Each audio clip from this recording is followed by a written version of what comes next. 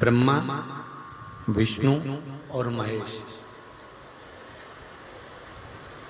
इन तीनों की जो देवियां हैं, ब्रह्माणी, लक्ष्मी और पार्वती। थोड़ा ध्यान लगाकर सुनना।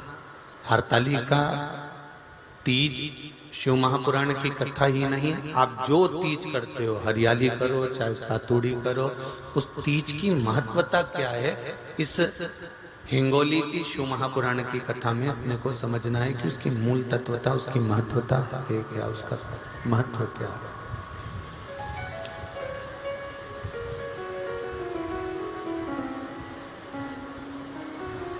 भगवान ब्रह्मा, भगवान विष्णु और भगवान शिव,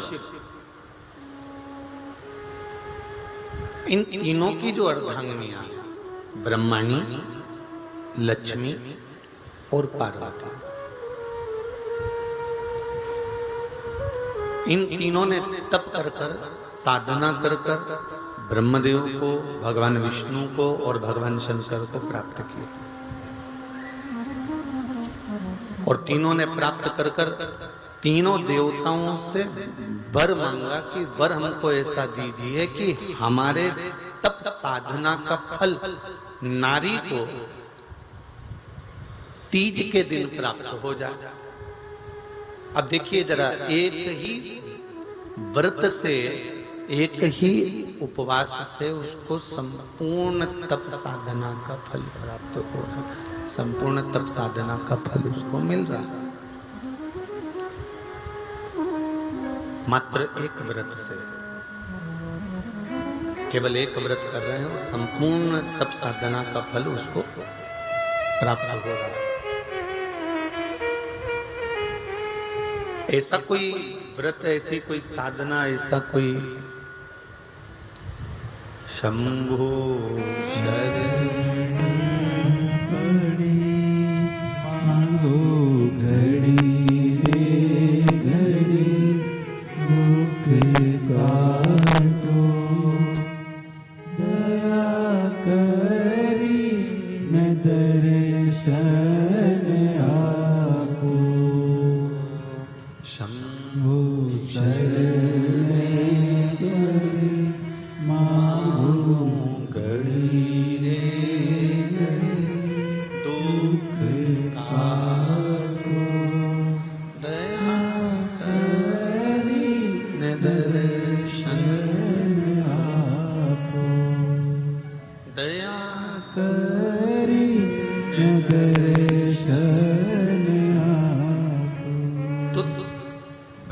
ने ब्रह्मदेव से मांगा, लक्ष्मी जी ने भगवान विष्णु से मांगा, पार्वती जी ने भगवान शिव से मांगा कि ऐसा वर दे दीजिए जिस वर से एक ही व्रत करने से संपूर्ण फल की प्राप्ति हो जाए, संपूर्ण फल मिल जाए। ऐसा एक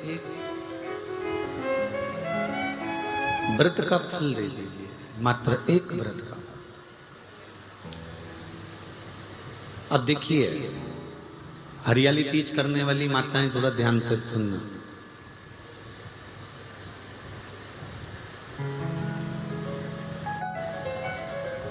हरियाली तीज जब माताएं करती हैं तो एक हरियाली तीज, एक गणगौर की तीज,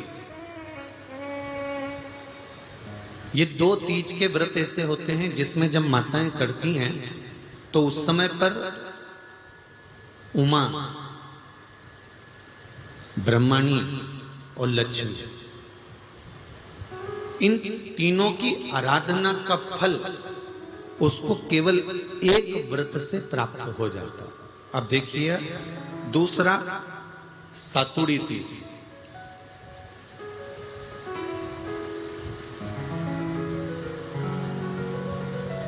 इसमें उमा और महेश्वर, उमा और महेश, ब्रह्माणी और लक्ष्मी,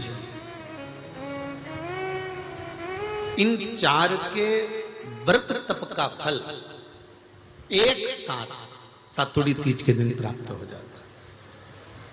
अब एक आती है हरतालिका तीज। आप लोग करते हो हरतालिका? यहाँ लोग करते कि नहीं करते? करते हैं यहाँ पे हरतालिका? कौन कौन करता है? जरा हाथ उठाओ तो जरा। अरे सभी करते हो, रखो रखो, बहुत बढ़िया, बहुत अच्छी बात। एक आती है हरतालिका तीज।